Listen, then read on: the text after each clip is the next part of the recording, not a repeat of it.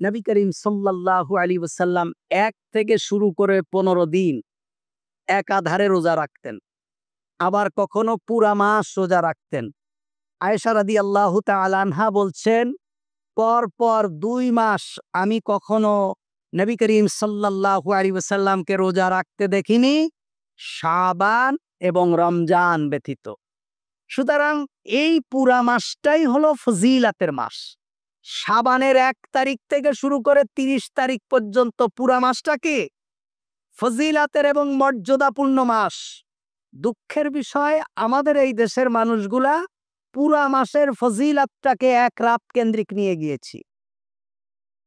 পুরা মাসের গোটা মাসের ইবাদতটাকে ১ রাত কেন্দ্রিক নিয়ে গিয়েছি, কিন্তু গোটা মাসটাই ফজিলাতপূর্ণ মাস। নবী করিম সাল্লাল্লাহু আলাইহি ওয়াসাল্লামকে জিজ্ঞেস করা হলো, ইয়া রাসূলুল্লাহ সাল্লাল্লাহু আলাইহি ওয়াসাল্লাম, আপনি এই মাসে পুরা মাস এভাবে রোজা রাখেন কেন? আল্লাহ রাসূল বললেন, হুয়া শাহরুন তুরফাউ ফিহিল আমাল ইলা রাব্বিল আলামিন ফাউহিব্বু আন ইয়ারফা আমালি ওয়া আনা সাইম। আল্লাহ রাসূল বলছেন যে এই মাস এত মর্যাদাপূর্ণ মাস, এই মাসের ভিতরে মানুষের আমলকে আল্লাহ তাআলার দরবারে উপস্থাপন করা হয়। আমি নবী করিম সাল্লাল্লাহু আলাইহি ওয়াসাল্লাম চাই যে আমার আমলটাকে আল্লাহর দরবারে এভাবে পেশ করা হোক যে আমি রোজাদার, আমি রোজা অবস্থায়। সুবহানাল্লাহ। এজন্য আমরা বেশি বেশি রোজা রাখবো। আমরা শুধু আজকে সাহারি খেয়ে কালকে রোজা রাখবো এমনটা না। আমরা কালকে রাখবো, পরশু রাখবো, সোমবারে রাখবো, বৃহস্পতিবারে রাখবো, বুধবারে রাখবো, পারলে একেবারে ২৮ তারিখ পর্যন্ত যত বেশি পারি আমরা রোজাটা কন্টিনিউ করব। আমরা একদিনের জন্য কোনো ইবাদতকে, একদিনের সাথে এক রাতের সাথে আমরা কোনো ইবাদতকে খাস করে ফেলবো না। আল্লাহ রাসূল সাল্লাল্লাহু আলাইহি ওয়াসাল্লামকে জিজ্ঞাসা করা হলো, ইয়া রাসূলুল্লাহ আইয়ুস সাওম আফদালু বা'দা রমাদান? ক্বালা শাবান লিতা'যীমি রমাদান। আল্লাহ রাসূলকে জিজ্ঞেস করা হলো, ইয়া রাসূলুল্লাহ সাল্লাল্লাহু আলাইহি ওয়াসাল্লাম, রমজানের পরে সবথেকে গুরুত্বপূর্ণ রোজা সিয়াম কবে? আল্লাহ রাসূল সাল্লাল্লাহু আলাইহি ওয়াসাল্লাম বললেন যে শাবান মাস, লিতা'যীমি রমাদান, রমজানের সম্মানার্থে, রমজানের মর্যাদার্থে শাবান মাসের রোজা রমজানের পরে আল্লাহর কাছে সবথেকে বেশি গুরুত্ব বহন করে এবং মর্যাদা রাখে। সুবহানাল্লাহ। এজন্য শাবান মাস, পুরা মাস আপনারা রোজা রাখবেন। এই শাবান মাস এত গুরুত্বপূর্ণ মাস যে এই মাসকে কেন্দ্র করে আমরা যে মিথ্যা কথাগুলো আমাদের সমাজে প্রচলিত আছে, আপনি মনে রাখবেন এটা হলো ইসলাম ধর্ম। এটা কোন ধর্ম?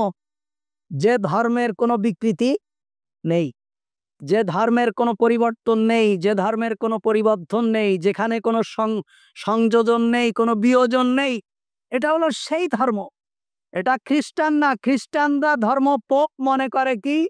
পোপের ভাষা হলো, পোলের ভাষা হলো যে ঈশ্বরের মর্যাদা রক্ষার্থে তুমি যত মিথ্যা বলবা কোনো অসুবিধা নেই।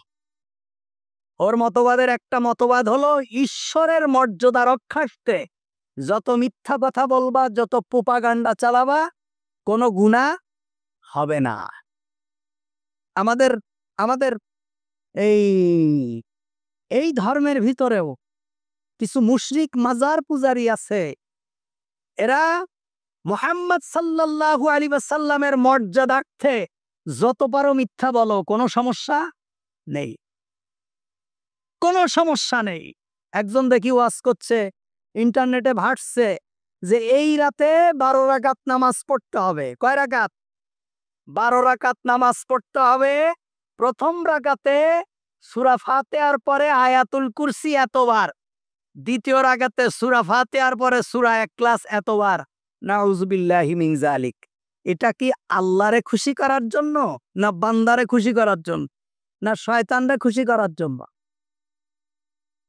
আপনি নামাজ পড়েন, এমন কোন নামাজ নবী করিম সাল্লাল্লাহু আলাইহি ওয়াসাল্লাম থেকে লক্ষ লক্ষ হাদিসের মধ্যে নেই যে এই রাতের ভিতরে এত রাকাত নামাজ পড়তে হবে, অমুক রাকাতে অমুক সূরা আর অমুক সূরা এতবার পড়তে হবে, এমন কোন বর্ণনা নবী করিম সাল্লাল্লাহু আলাইহি ওয়াসাল্লাম থেকে নেই।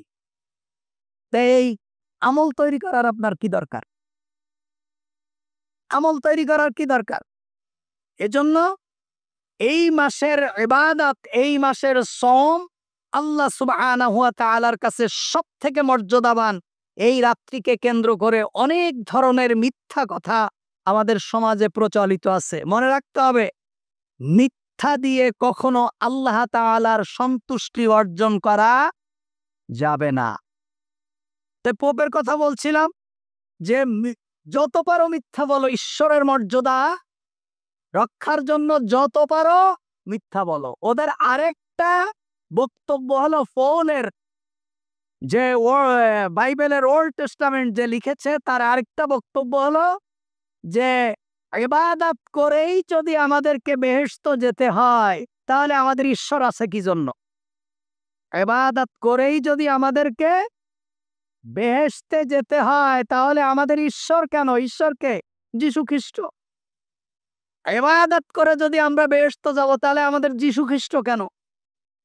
ঠিক সেম বক্তব্য হলো এই ইসলাম ধর্মের মাজার পূজারী মুশরিকদের। তাদের বক্তব্য হলো, আমার যদি নামাজই পড়তে হয়, তাহাজ্জুদ পড়তে হয়, আমার যদি 12 মাস রোজাই থাকতে হয়, আমার যদি সব সুন্নাই পালন করতে হয়, তাহলে আমার খাজা বাবা কি জন্যে? আর আমি এই 3-4 লাখ টাকা দিয়ে গরু মহিষ দেবো কেন? আউযুবিল্লাহি মিনাশ শাইতানির রাজিম। এক একটা ওরসে হাজার হাজার গরু আর মহিষ ওঠে। কেন ওঠে? কি জন্য দেয়? কার ফজিলাত? কি সওয়াব? যে প্রতি বছর ওখানে মহিষ দেয়, সে তারে যদি বলা হয়, ভাই আপনি কি হজে গেছেন? না ভাই, এখনো আমার তৌফিক হয়নি। আমার কি হয়নি? তৌফিক হয়নি। প্রতি বছর একবার আজমিরে যাওয়ার তৌফিক হয়, কিন্তু মক্কা মদিনায় যাওয়ার তৌফিক। তাহলে বোঝেন তৌফিক কোথার থেকে আসে? কার কাছ থেকে আসে? আল্লাহর ইবাদতের তৌফিক কার কাছ থেকে আসে? আল্লাহর কাছ থেকে আসে। আপনি মনে করেন না যে আপনার গায়ে শক্তি আছে, তাকাত আছে, আপনি মসজিদে এসে নামাজ পড়ছেন।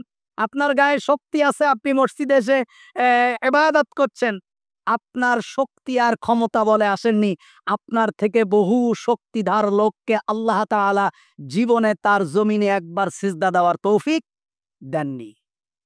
এই ইবাদত আপনি যতটুকু করছেন, আপনার কে আল্লাহ তাআলা এতটুকুর তৌফিক দিয়েছেন।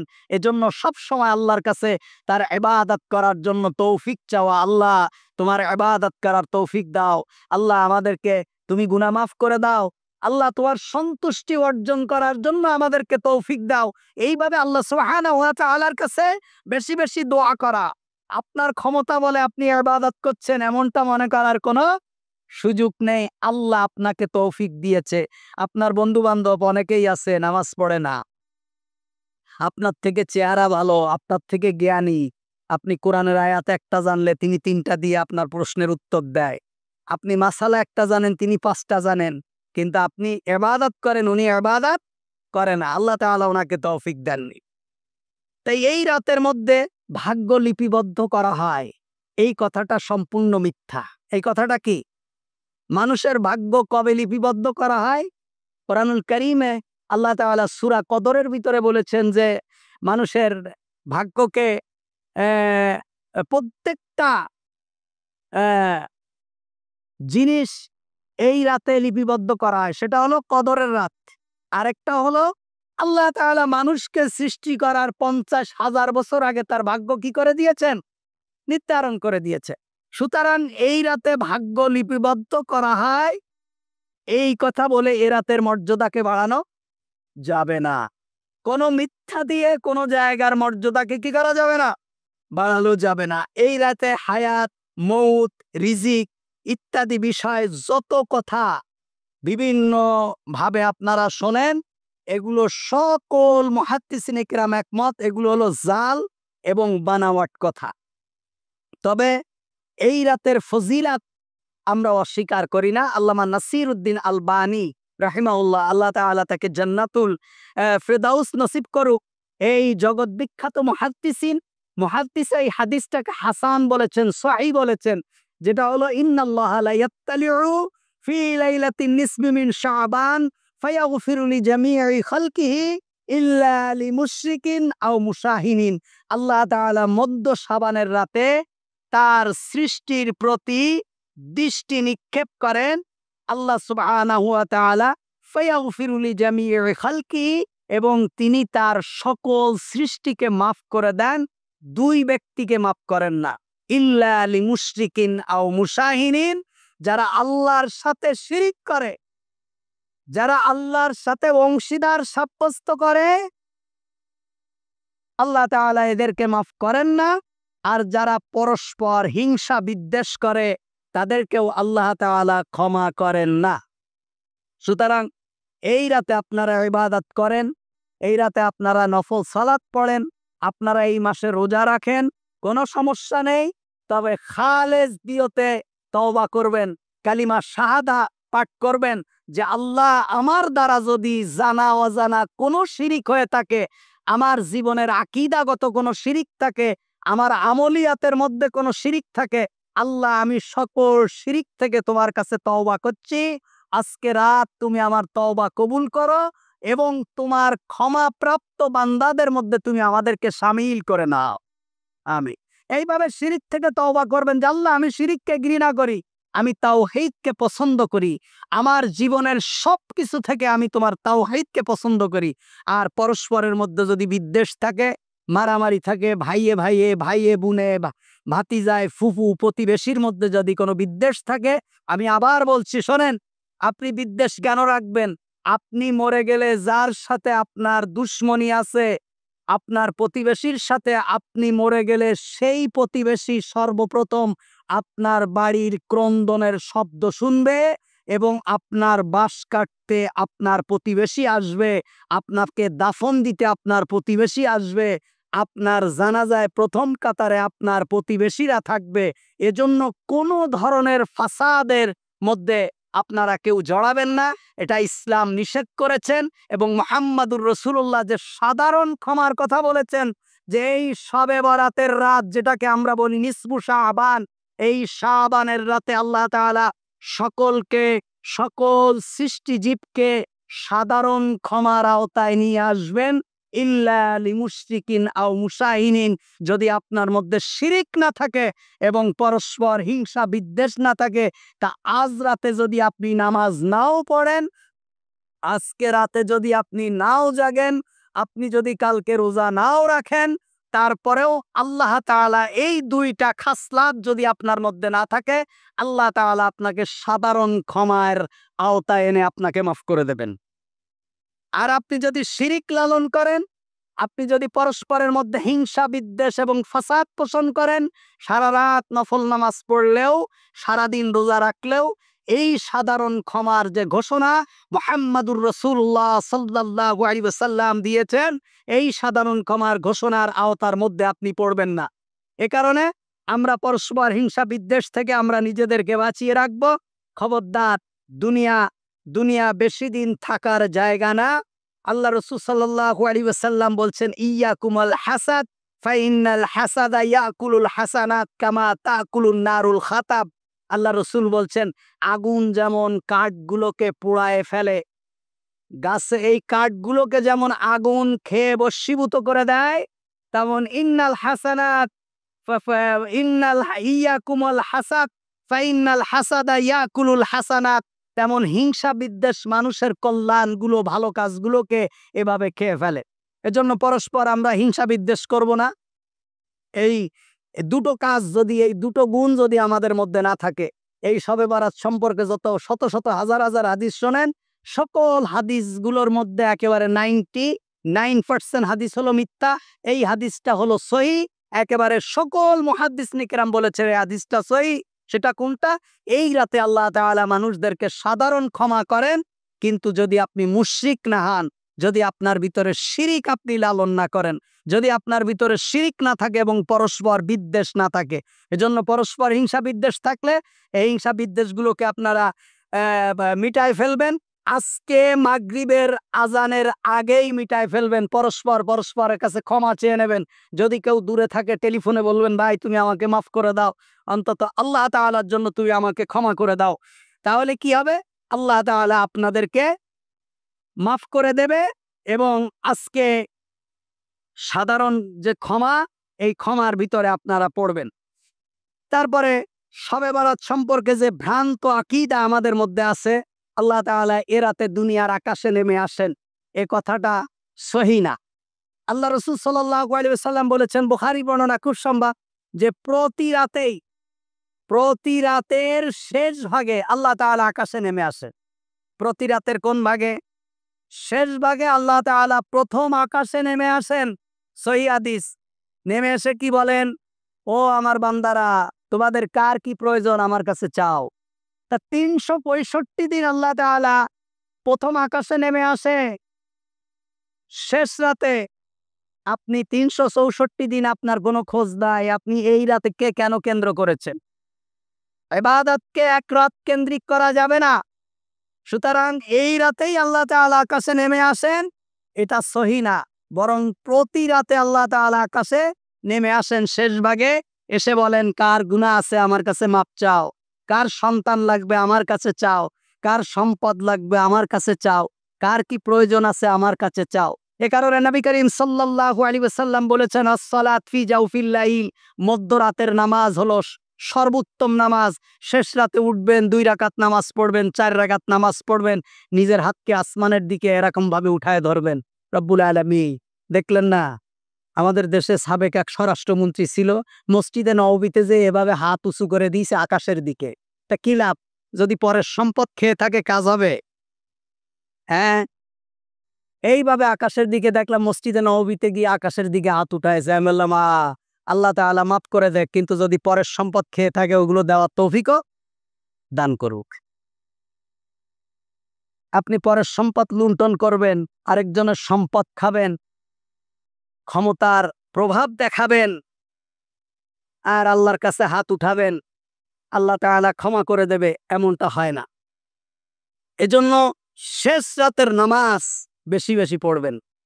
শেষ রাতের নামাজ আজকের জন্য না, সারা বছর যখন প্রয়োজন হবে আল্লাহর কাছে চাইবেন দুটো জিনিসের মাধ্যমে, ওয়াস্তাঈনু বিস-সাবরি ওয়াস-সালাত। নামাজে দাঁড়িয়ে যাবেন, আপনার যা প্রয়োজন নামাজে দাঁড়িয়ে যাবেন, যা প্রয়োজন নামাজে দাঁড়িয়ে যাবেন।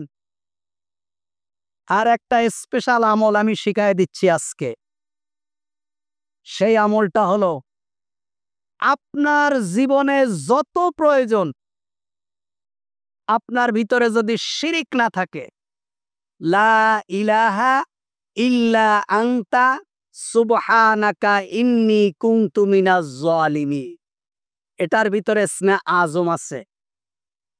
এটা আপনি পড়ে আল্লাহর কাছে চাইবেন, আমার জীবনের এমন কোনো চাহিদা নেই যেটা আমি পাইনি এইটা পড়ার পরে।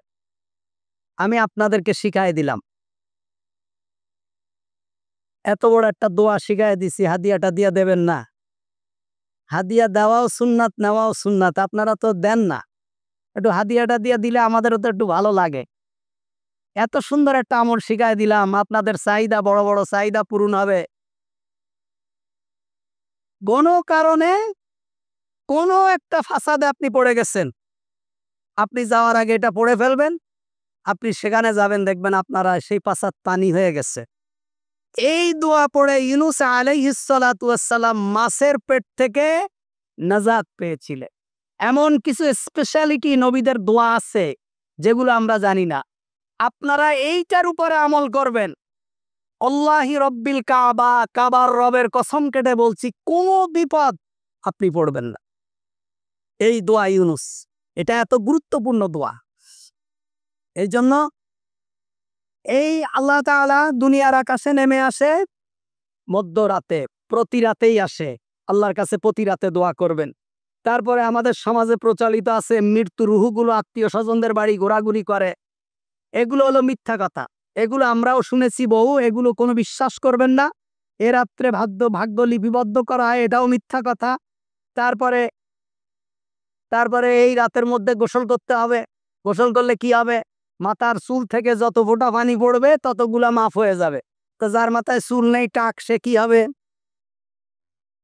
বলবেন, হুজুর এত নোয়াখাইলা মানুষের মতন ওয়াজ হয়ে গেল। ভাই, এগুলো হলো মিথ্যা কথা। মিথ্যা কথা, এগুলোর কোনো দলিলও নেই, এগুলো হলো ডাহা মিথ্যা কথা। আমি ধরলাম কিছুক্ষণের জন্য ধরলাম যে এই রাতে গোসল করলে মাথার চুল পরিমাণ সোয়াব হয়, যত ফোঁটা চুল থেকে পানি পড়বে তত ফোঁটা সোয়াব হবে। আচ্ছা, আমার চুলে আর কয় ফোঁটা পানি পড়বে? আমার তো টাক নেই, আমার তো চুল ভালো।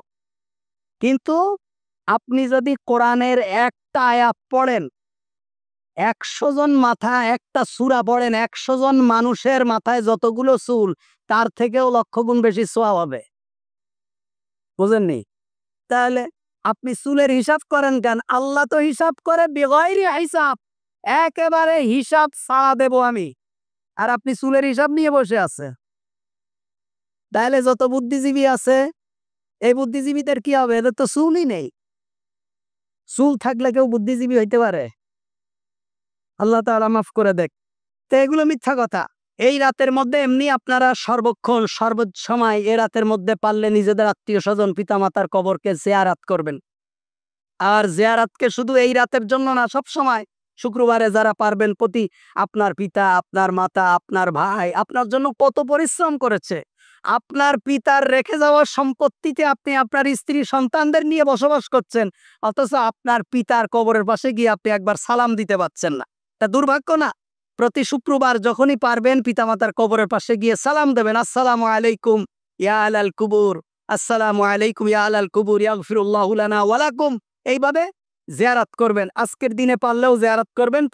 তবে কবরের পাশে মোমবাতি জ্বালানো, আগরবাতি জ্বালানো, লাইট সজ্জা করা, এগুলো সম্পূর্ণ নিষেধ, এগুলো বেদাত, এগুলো কোনো সওয়াবের কাজ না, এগুলো গুনাহের কাজ। তারপরে হলো রাত্রের বেলায় যে রুটি বিতরণ করা, সিন্নি বিতরণ করা, তারপরে এগুলো হলো সব বেদাত। আপনি ইবাদত করতে পারবেন, আপনি অন্যদিন খেতে পারবেন, কিন্তু এই রাতকে কেন্দ্র করে সোয়াবের আশায় মানুষকে রুটি দিবেন, হালুয়া দিবেন, এগুলোর ইসলামে কোনো ভিত্তি নেই, এগুলো ইসলামের সাথে কোনো সম্পর্ক নেই। এগুলো মাথায় রাখবেন। বরং এগুলো করে আমাদের মা বোনদের ইবাদতগুলোকে নষ্ট করা হয় এবং তাদেরকে প্রেসার দেওয়া হয়। এক একজন ২০০-৩০০ রুটি বানায়। সে কি করবে? সে তো সোয়াবের জন্য বানায়, আর আপনার মায়ের ভয়তে বানায়। আসলে কিছুই হয় না। আল্লাহ তাআলা আমাদেরকে হেফাজত করি। এজন্য এই ধরনের কোনো কার্যক্রমের সাথে ইসলাম এবং মুসলমানদের কি নেই? কোনো সম্পর্ক নেই। শবে বরাত শব্দটাই হলো বাতিল। এই ধরনের কোনো কথাবার্তা কোরআন এবং সুন্নাহর ভিতরে নেই। মনে রাখতে হবে, নবী করিম সাল্লাল্লাহু আলাইহি ওয়াসাল্লাম বলেছেন, সায়াকুনু ফি আখিরি উম্মতি উনাসুন ইউহাদ্দিসুনাকুম বিমা লাম তাসমাউ আনতুম ওয়ালা আবাউকুম ফাইয়াকুম আইয়াহুম। এমন একটা সময় আসবে যখন মানুষের মধ্যে কিছু মানুষ এমন এমন কথা বলবে যে কথাগুলো তোমরাও শোনোনি, তোমাদের বাপদাদারাও শোনেনি। সুতরাং আমলকে সলিড করেন। ইশার নামাজটাকে জামাতের সাথে আদায় করবেন। ইশার নামাজ জামাতের সাথে আদায় করার পর এবার আপনি যদি মন চায় সালাত আদায় করবেন, করেন। আপনি যদি মন চায় আল্লাহর কাছে তওবা করবেন, ইস্তেগফার করবেন, রাত্রে করবেন। কিন্তু সমষ্টিগত কোনো ইবাদত, একত্রিত হয়ে ইবাদত করা ইসলাম এটা বলেনি। আপনি আপনার বাড়ি গিয়ে নামাজ পড়বেন, আপনার স্ত্রী সন্তানদেরকে নিয়ে নামাজ পড়বেন, আপনি সেখানে গিয়ে জিকির করবেন। আপনার মসজিদের ভিতরেই করতে হবে, কারণ কি? কাকে দেখানোর জন্য করবেন? এগুলো করবেন না। এই ধরনের সমষ্টিগত কোনো ইবাদতের কথা আমাদের নেই। আপনি যদি একা করতে পারেন আপনি করেন। আপনি দোয়া করবেন, তাসবিহ পড়বেন, তাহলিল করবেন, আল্লাহ তাআলার কাছে চাইবেন, নিজে তওবা করবেন, ইস্তেগফার করবেন, ক্ষমা চাইবেন। এগুলো আপনারা করতে পারেন। তবে কোনো ধরনের বাড়াবাড়ি এবং কোনো কিছু করার দরকার নেই। রমজানের প্রস্তুতির জন্য রোজা রাখবেন। কালকে থেকে শুরু করে যদি পারেন ৫টা ৭টা যে কয়টা পারেন আপনারা রোজা রাখবেন।